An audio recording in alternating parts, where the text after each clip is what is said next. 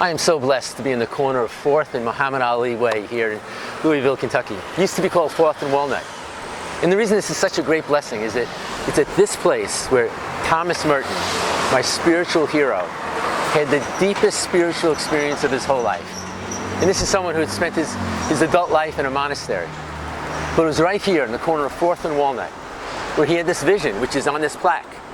Suddenly, I was overwhelmed with the realization that I loved all these people. And he found that they were walking around shining like the sun, loved by God. And it happened here in a busy street. And another reason that I am so drawn to Thomas Merton is that he's at the intersection of deep, deep theology, deep spirituality, and social justice. It meant so much to him. And I try and live my life that way.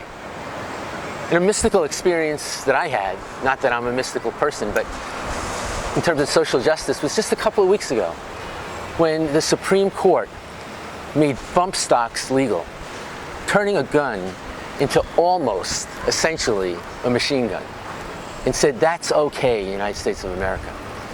And the mystical experience I had is that I heard God give a great sigh, a great sigh.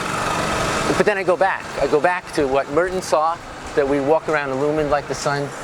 I go back to our Book of Common Prayer. It says, God, working in us, can do infinitely more than we can ask or imagine. Sometimes we can't imagine our way out of the issues of our world right now. But God can. God can do that. And so with Thomas Merton at the corner of 4th and Walnut, at the corner of deep spirituality and social justice, I'm reminded of a prayer that Richard Rohr, the great Franciscan, says St. Francis wrote. And I think that it again illustrates what Thomas Merton says.